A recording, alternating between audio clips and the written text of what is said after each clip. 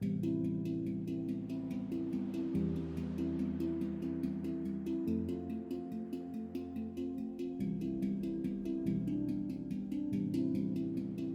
moved to Sugar Land in 1948, and our first home was on Imperial Boulevard. We bought a house. That's when the industries were selling houses to people who were living there. We actually bought one on 114 Fifth Street, and that was in 1952. And that's where I started to school. First year in school, and it was a neat little school. The school buildings were, I don't know where the old auditorium was. There were 6 buildings right around that. Well, that was for 1, 2, 3, 4, 5, 6, 7, 8, 9, 10, 11, 12 classes. And I always heard that at one time it was a prison. I've always heard that, but I never knew if that really was. But it was just it was a simple living, but it was an adventurous living. When we first started to school, we lived on Imperial, and my mom actually walked me to where the school was for the first grade. I said, "Don't want me to work, but walk me to school, pick me up from school." We had no car. My dad took the car to work, and wherever we went, we walked to the doctor's office, we walked to the grocery store, whatever we did, we walked. I'll never forget one day, we were going to the store shopping, and of course I always got a treat going to the store. We got to the doctor's office, and we had to go right past there, and she said, "Margie," she said, "why don't we surprise Dad tonight, and let's go get your shots to start school." Whoa, when she said shots to start school, I spun around and I ran all the way home. She said, "When I got a hold of you, I could have just run here." She ran all the way home with me. So, but neither here nor there. Everything was just simple. To move into a new town, not knowing anyone, like Ed for a kid, I made friends real fast. And on Imperial Boulevard, we had a community. I mean, we were always out playing together and hadn't have to worry about dark. You're outside in the dark, and it was just a fun time. As a matter of fact, my girls always said, I really would have loved to have grown up in that time because it was so simple. Someone else's mother would say, "Can Margie eat dinner with us tonight?" or something like. It was just a simple, safe place to live. We had a theater. Of course, I didn't go to a movie until I was 12 years old. Yeah, there was one restaurant, White's restaurant. It was a theater, the Palms Theater. And you didn't have a lot of things to do.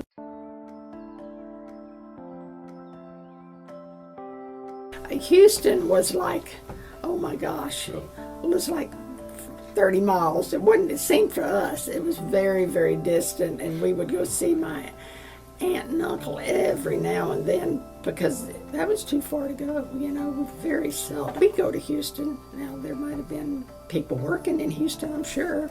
Yeah, my mom and dad we were Imperial Sugar Company people, and that's where we stayed. My mother worked in the packing department. My dad was in the machine shop, and they worked 8-hour shifts, but they never worked the same shift.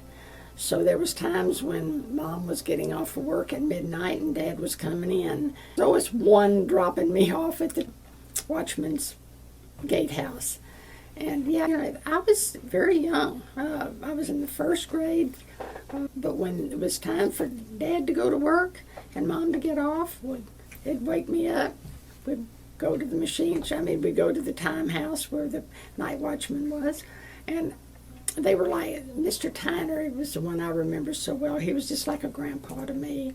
And they had 3 chairs sitting there, so if you came in and wanted to wait for somebody, and I was always sitting in one chair, and Dad would give me a hug and go to work, and I'd wait about 15 or 20 minutes, and here comes Mom to pick me up. "Thank you, Mr. Tyner. Good night, Papa," And it was a very close-knit community and a close-knit where they worked. Everybody knew one another, felt so secure, leaving your kid with someone while they were waiting for you. But yeah, I remember that so well. everybody was helpful and sweet, and I'd go to sleep and go home and go back to bed. I never had a full night's sleep without being interrupted unless Mom and Dad didn't work. I loved the fish pond. That was always the entertainment during the day. When one of them was I was out waiting for Mom or Dad to come pick me up. That was always a ring. I was there every day. Usually there was a couple other kids that might be there or something. That was always a big entertainment for me. Beautiful fish, goldfish, and plants and rocks around the fish pond where you could walk around. Of course, for kids, that was perfect. You were climbing around, but nobody ever got in the fish pond. It had a lone fence around it, and just about the size for a kid to kind of look over. But oh yeah, that was a popular, yeah. It was here for a long time. I don't remember when they took it down, but I can remember my grandkids, I want to say, even went over there.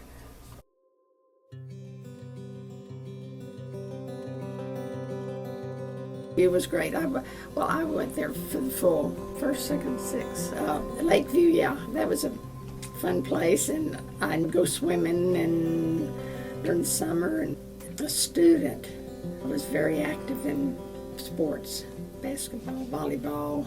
To me, I always said if I didn't have sports, I probably wouldn't have gone to school, because I love sports, and you just bond with so many people, and everybody was just.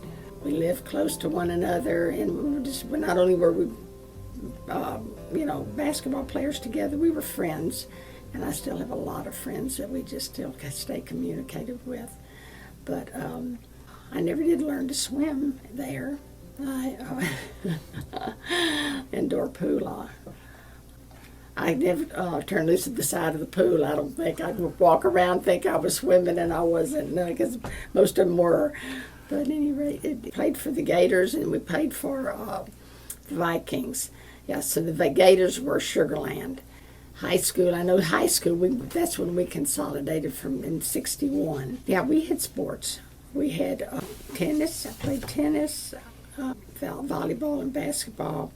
Now, in basketball, we went as far as state, regional. Tennis, I went regional as far as regional.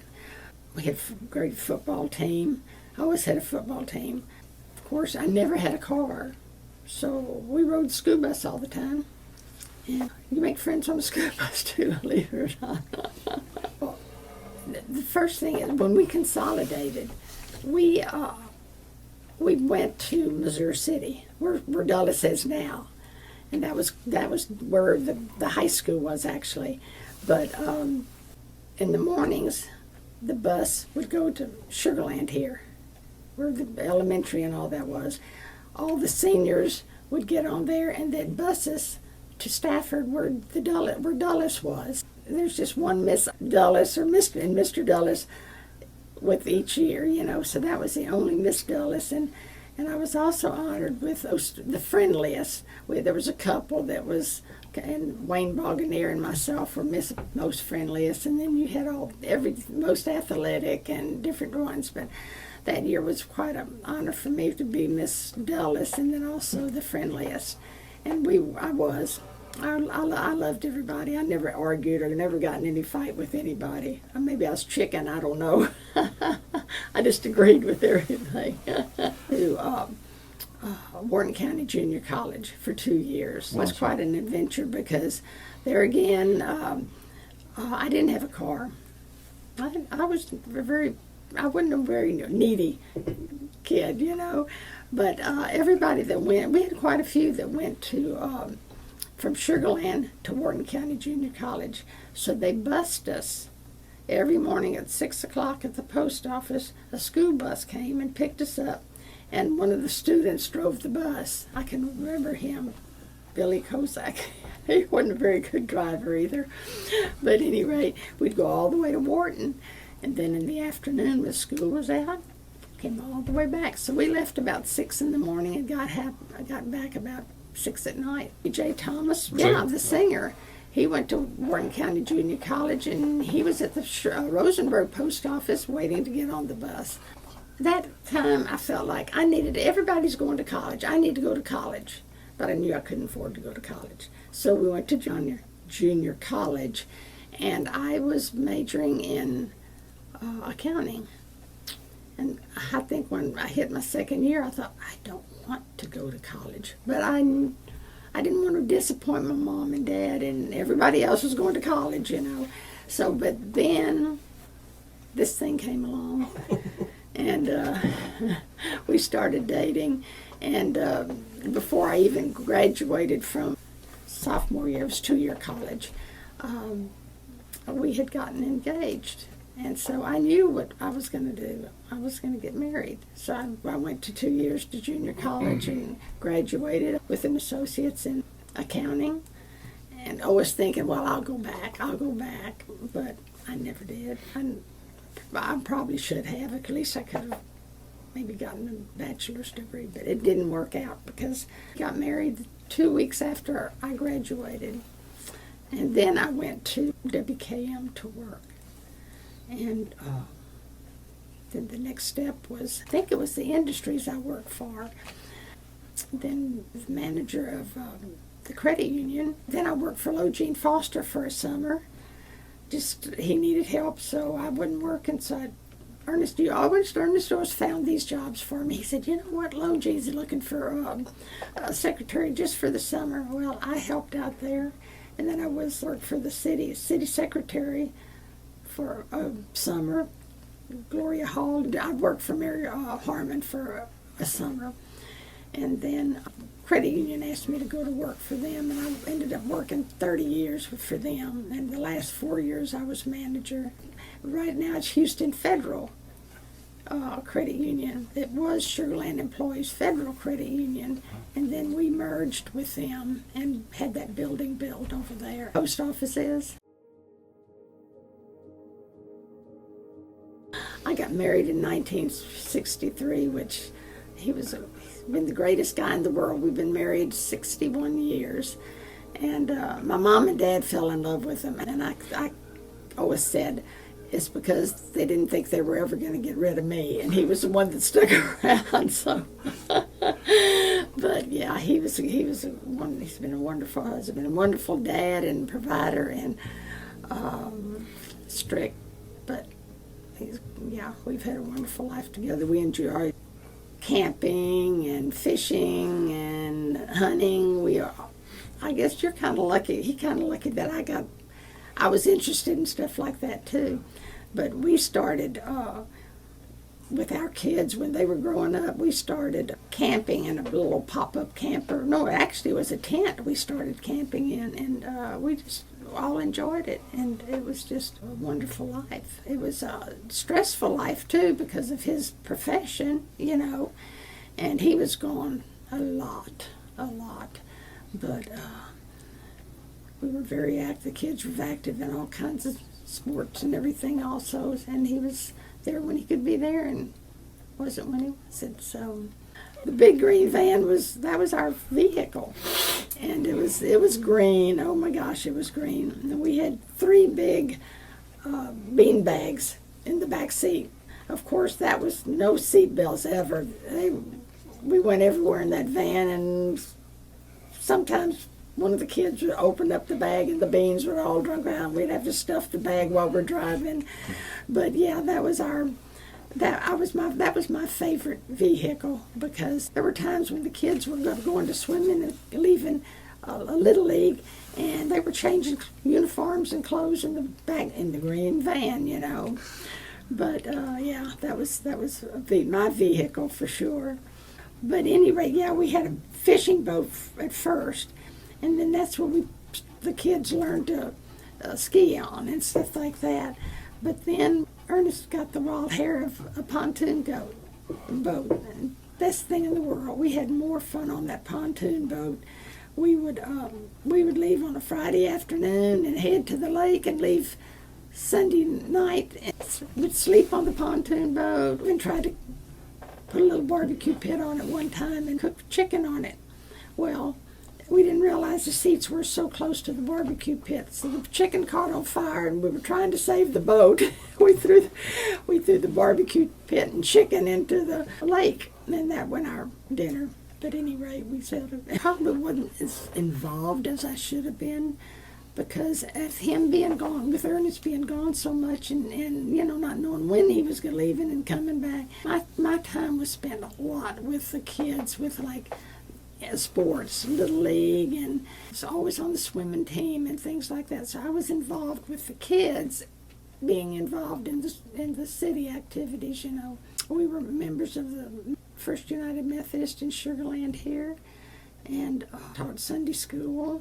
I was in Order of the Eastern Stars, but like I said, the kids were so active in everything at school, and then during the summer we got them in activities, the things that the city had.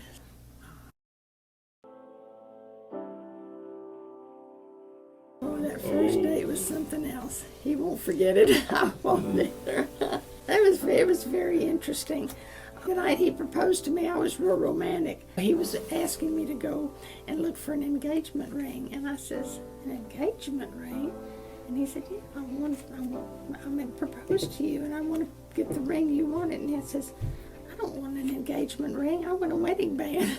So that was the end of that proposal. But no, he did ask me out on our first date. We went to the Kempner Field and to the football game. And after we went to the football game, he said, "You want to go get something to eat?" And I said, "Sure, where?" And he said, "Well, why don't we go to the Texas Grill? They have good stuff to eat." He said, and that was, to that time, that was a pretty fancy place, especially on a Friday night when everybody's getting off after football games and stuff like that. And I said, "Okay, that sounds good." So off we go, and we get to the door, and he said, "Oh."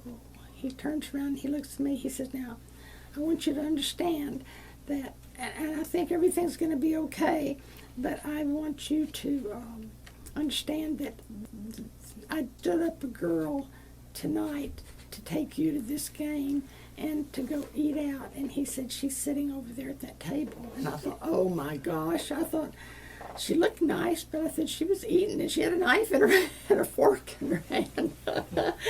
But bless her heart, she was very sweet. We didn't go right by her, of course, but she saw us. I think she saw us. He didn't say the word, but she was quite a lady. So I was happy with that. We go to Colorado every year. We've been going there for 25, 30 years. We have a trailer. Go up there in a trailer for a month at a time. And we've gotten to know people there that you wonder from year to year, well, are they going to be back next year? And we've seen so many of them over and over again. We have fishing spots that, it's just not a fishing spot like you find anywhere. I don't care where you go out, you catch fish, you clean fish, and then we catch so many fish every day. You go fishing, we do at least. And we already have the people who work there. Hey, we're going fishing today, and we offer fish. You can't eat fish every day, but you want to eat it fresh. So we either take fish to our people who are camping next to us, or people who clean the restaurants, or we'll tell them, "Yeah, we'll take it today, and take the fish and leave it in our cooler. We don't clean them or anything, and put our cooler at their door, and said we need our icebox back tomorrow morning in time to go fishing." And that empty, washed out cooler is ready to go. And yeah, Ernest is real good about finding good fishing spots. And I got to tell you a good one on this. Yeah, we do fish. We fished Ernest usually did the fishing in Colorado, but we have been on a hunting lease for some times. I enjoyed it. I got to a certain age, though, we're getting in and out of the stand and things like that. But one year, Ernest and the city manager, David Neely, they went fishing Catula, and Darlene, his wife, wasn't getting off of work, so I told her I'll wait till you get off of work and we'll go to Catula and catch up with the guys. And she said, "Okay, well, I think Ernest and David were there about 2 or 3 days before I got there. We got there.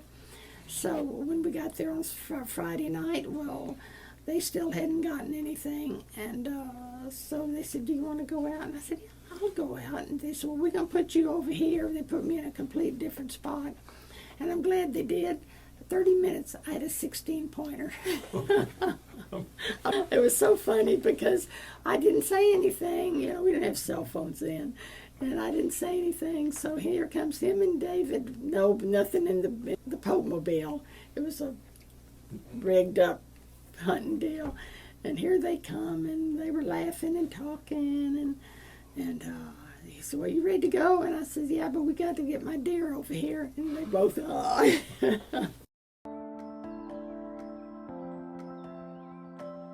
I didn't go swimming. I couldn't. I did learn to swim finally. I had to with kids, you know. But I put on my swimming suit because you dressed in the dressing room. You had to shower off and all that, you know.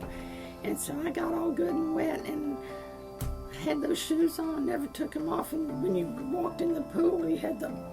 It was probably a water pool about this size, and you had to put your feet in there and dunk them around, you know, like they were cleaning you off.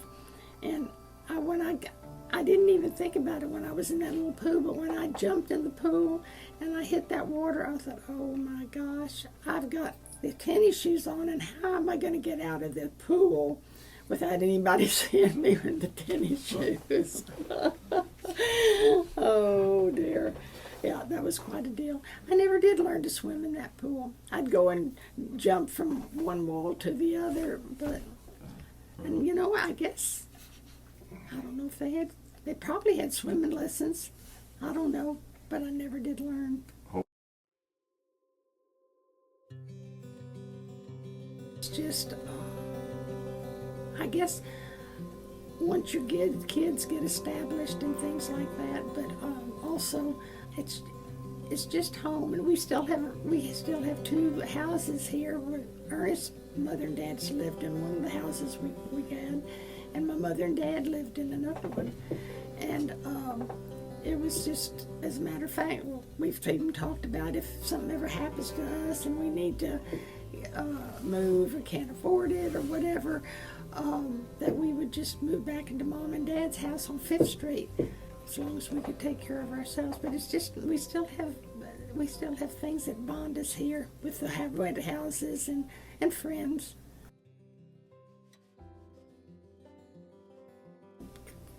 Last year I was taking my grandkids, I can't even remember where I was taking them, and I got literally lost over there by the Methodist Hospital. And I told the kids, thank goodness that one of them had the phone where she could, you know, GPS. And I was taking them to some kind of gym or workout place, but it's just grown so fast and so much and massive. And I'm not technology and stuff like that too. Probably my age doesn't help, but it's just changed a lot.